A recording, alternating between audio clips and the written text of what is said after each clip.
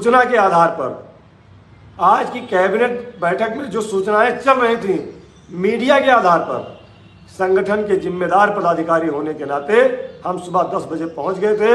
और हमने जब लाइव वीडियो वहां का दिखाया तब भी हमने कहा था, तमाम सारे पत्रकारों से हमारी बात हुई, वरिष्ठ पत्रकारों से बात हुई। और जब मैं लाइव था उसके पहले माननीय मंत्री अनिल राजभर जी, माननीय वित्त मंत्री सुरेश खन्ना जी, माननीय मंत्री दयाशंकर सिंह जी, कई सम्मानित मंत्रियों से हमारी वार्ता हुई। उन्होंने कहा अभी तो हमारी जानकारी में नहीं है, हो सकता है माननीय मुख्यमंत्री जी कर दें।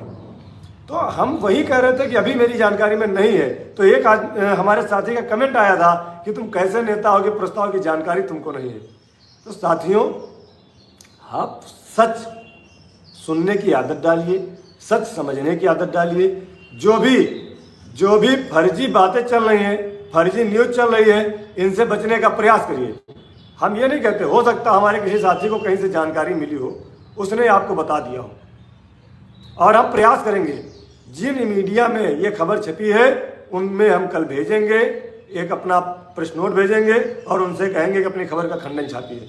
अगर सही नहीं है तो आप हमारे शिक्षा में साथियों को क्यों उकसाते हो, क्यों झूठी सूचना देकर के समाज में हमको बदनाम करते हो। समाज में तो लोग जान गए कि 25,000 हो गया, लेकिन यहाँ 25 पैसा हमको नहीं मिला। तो साथियों, सच तब मानिए जब आपको उत्तर प्रदेश की सरकार के माननीय मुख्यमंत्री जी द्वारा घोषणा की जाए, लिखित में शासनादेश आए और संगठन द्वारा आपको उसका प्रमाण दिया जाए। इसलिए हम आपसे बार बार निवेदन करते हैं कि कहीं जाने को आपको जरूरत नहीं है। आपका इतना बड़ा संगठन है, हमारे संगठन में एक से एक प्रोधान है, एक से एक महारथी हैं, सबको सब सूचना रहती है।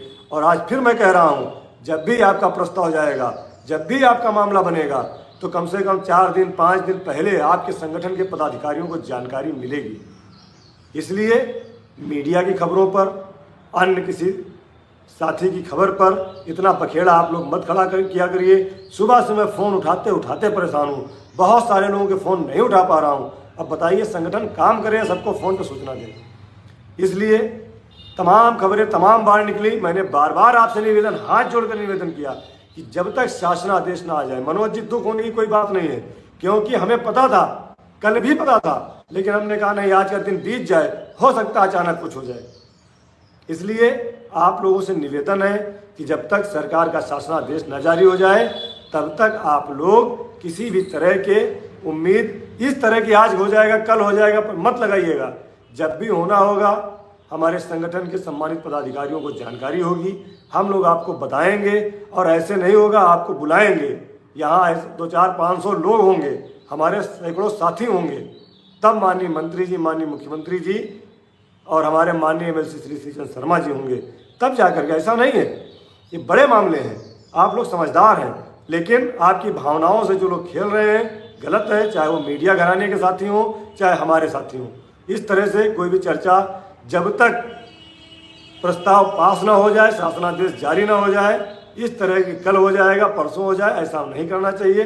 हम लोग प्रयास करते हैं, कोशिश करते हैं, सोचते हैं, हम तो चाहते थे कि आज हो जाए, लेकिन कोई भी कल मैं 11:30 बजे रात तक और सुबह 9:30 बजे तक लगातार प्रयास करता रहा कि जानकारी कुछ मिले, लेकिन हर जगह से ऐसा जानकारी मिल रही थी कि आज होना तो कुछ नहीं है, लेकिन अगर माननीय मुख्यमंत्री चाहेंगे तो कर भी सकते हैं। इसी एहतियात के तौर पर संगठन के जिम्मेदार पदाधिकारी होने के नाते आज मैं लोक भवन में था और सभी लोगों से मुलाकात भी किया हूँ। माननीय शिक्षा मंत्री से भी नमस्ते हुई है। उन्होंने स्वयं कहा कि